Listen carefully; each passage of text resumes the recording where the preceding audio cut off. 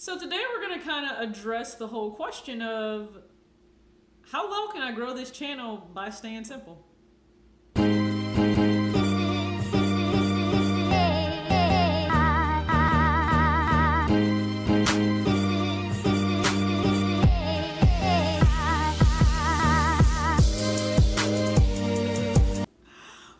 It's your girl TJ back with another video, Talks with TJ, aka TJ Two Shoes Chains and Two Shoes Crew. What is going on? Thank you guys for tuning in to another video. You already know I forewarned you, it's going to be a whole lot of New York stuff over here.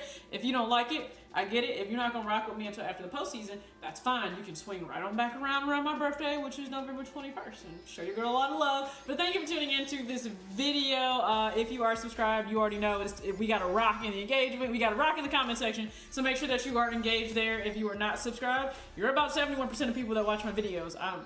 Why aren't you subscribed? Okay, just hit the button if you want to, okay? I don't harp on likes over here. Like it if you like it. Don't. I'm not going to focus on that. What I'm going to focus on today is something that I think a lot of smaller YouTubers start to think about, especially I think if they are in sneaker YouTube. I can only really speak for the niche, the area that I'm in, so that's exactly what I'm going to do. And it's, you know, you're trying to grow, you are focused on really building your brand and your channel and evolving it, and at what point do you start to, I think, dump capital into it, or do you have to change the entire makeup of maybe how you're producing that content versus what your content is? Because I actually do have a goal, and I want to grow this channel as much as I can by keeping it as simple as possible. Now, you might maybe thinking why I want to do that. First off, you growing a business, because pretty much if you are branding yourself, that is a business. A smart way to do that is to always keep your cost as low as possible, but still produce, you know, a product or a service that is proficient, that is marketable, that is professional, that is enjoyable, and it's still entertaining. And that's exactly what you want, whether it be the visuals, the audios, whatever you can think of. It needs to still check off all those boxes, but you want to do it as low a cost as possible. That is why companies outsource things, because they're trying to keep their costs low while returning a profit. Now, for me, the profit is not always whatever the AdSense check may be, but it's you guys simply tuning in, because whatever value you're getting from me, that's huge, that's major. I mean, down the line, I hope the value I provide is actual budget counseling, you know, for young people. You wouldn't have to just be a sneakerhead, just a young person. But in sneaker YouTube, or just YouTube in general, traditionally how people may start off, I think there's two different ways. You may start off with just, hey, this is just kind of a hobby. This is something I want to do. I got some stuff to talk about. So we have smartphones. We're in that era where a smartphone is packed with a lot of power, and it can do a lot, whether it's the front-facing camera, rear-facing camera, shooting in 4K. You can do a lot. You really can.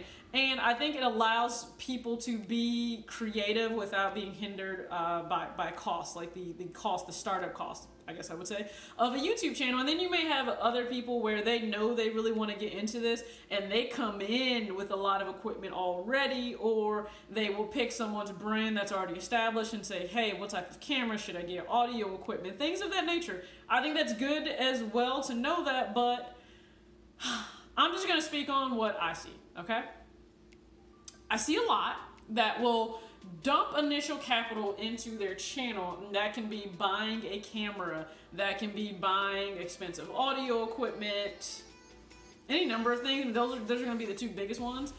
And there are creators that are doing this prior to them even being monetized, prior to them actually making a return on the investment of their time, because no matter what, you are investing time, which you can never get back. Now, a good way to look at your time invested, whatever your career, your profession is, whatever you get paid per hour, that's how I like to look at it. So a lot of times, if someone were to ask me to do something, I may look at you and go, is this worth the hour of my life? Because I mean, I'm decently valuable, so is that going to be worth the hour of my life? And that's kind of how you have to think of it, because time, there's always an opportunity cost. Whatever you're spending your time doing, you're not doing something else. So you do need to look at, you know, am I actually getting anything back for my time? And I think it is, personally. I would say it's unfortunate when you do see people go dump money, whether it's $500 to $1,000 on a camera, the lens, the camera bag, the memory card. They may end up getting a laptop, and you know, some will go with, like, especially younger people, go with a gaming channel, things of that nature,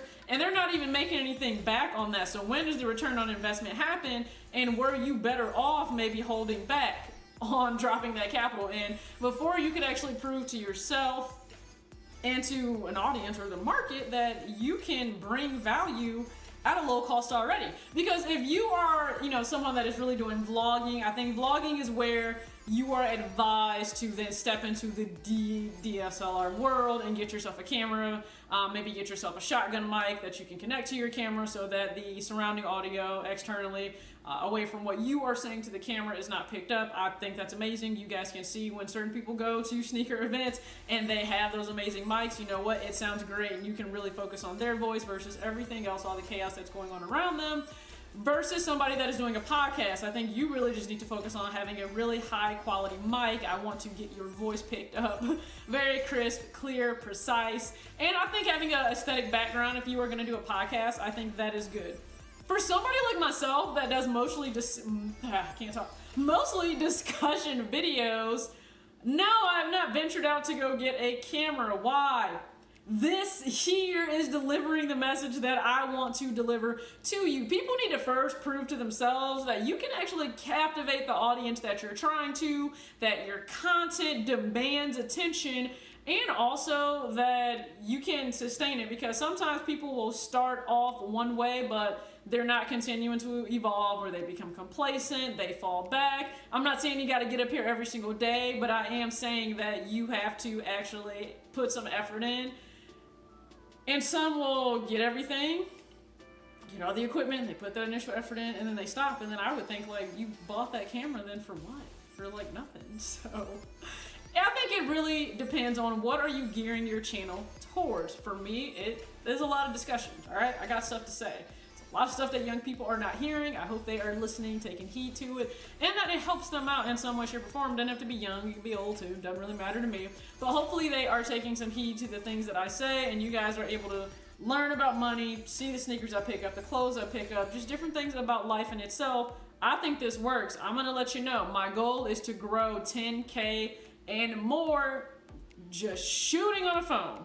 Okay, there are many other things that I feel I could do with my money outside of buy a camera, whether it be sneakers, whether it be make some extra debt payments, whether it be travel to go see friends and family more. I have a really hard time decompressing. I have a hard time just sitting down and not doing something around my house or with my channel. I have a hard time doing that. I can't just sit down and do nothing.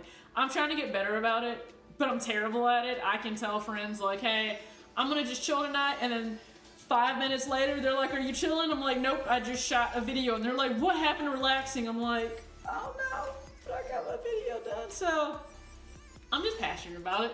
But I would just say, first off, if you are a creator, and especially if you're younger and you're starting out, listen, we all got to manage the income that we have. I think be smart about it by not dumping a huge influx of capital into the channel first before you are really starting to prove that you can sustain your channel with valuable content with just you in front of the camera, because that's what differentiates people.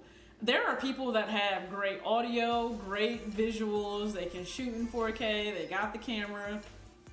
People don't tune in, people don't watch. I've seen these channels. Both of us can pick up that UNC, that UNC leather, that Obsidian 1. Both of us could pick that sneaker up.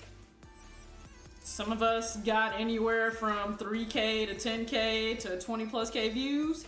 And some are still struggling just to hit 1,000 on the shoe. So just because you picked up the same hype shoe the other people in the market on YouTube did, doesn't mean that everyone's going to gravitate to it. It is not all about the production. A lot of it is about the delivery and the heart of the content itself, and that is going to come down to you. So I would actually challenge creators to stop focusing so much on the different things I need to do for my channel. I need to get X, I need to get Y, I need to do all of this. Like, don't get me wrong, I have production lights that are here that help illuminate my face, okay? I do have that. I have a brand new tripod ring light that's coming in, so I'm excited about that. But outside of that, listen, it's more so about me just vibing with you guys and delivering what I need to deliver. So I would challenge creators to focus more on what are you actually bringing to the table?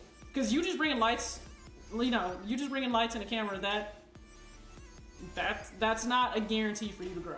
And I think more need to understand that.